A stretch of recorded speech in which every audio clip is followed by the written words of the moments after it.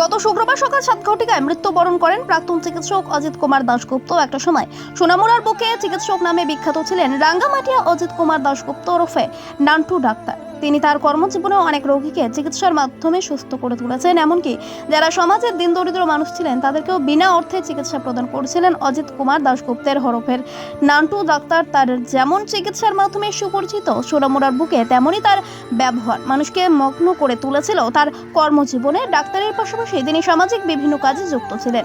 কোনোদিন তার চিকিৎসার গাফিলতিতে কোনো রোগীর ক্ষতি হতে দেখা যায়নি, কিন্তু তার চিকিৎসার ফলে শত শত মানুষ তার অনুপ্রেরণায় ভালোবাসা পেতে থাকে। কিন্তু একটা সময় তার বয়স পরিপূর্ণ হওয়ার সাথে সাথে বেশিরভাগই অসুস্থতার মাধ্যমে দিন কাটাতে হলো এবং তিনি তার গ্রামের বাড়ি রাঙ্গামাটিয়া ছেড়ে আগরতলায় তার পুত্রের নিকট জীবনযাপন করতে শুরু করে। সেখানে অজিত কুমার দাশগুপ্ত ওরফে নান্টু ডাক্তারকে তার পুত্র বাবার চিকিৎসার কোনো গাফিলতি করেনি। তার দুই পুত্র সত্যব্রত দাশগুপ্ত এবং অভিজিৎ দাশগুপ্ত তার মৃত্যুকালে পরিবারে রেখে গিয়েছেন দুই পুত্রবধূ, নাতি নাতনি ও স্ত্রীকে। মৃত্যুকালে বয়স হয়েছিল 94 বছর। শনিবার তার শেষকৃত্য করেন নিজ গ্রামে রাঙ্গামাটি। তার মৃত্যুতে শোকের ছায়া নেমে আসে।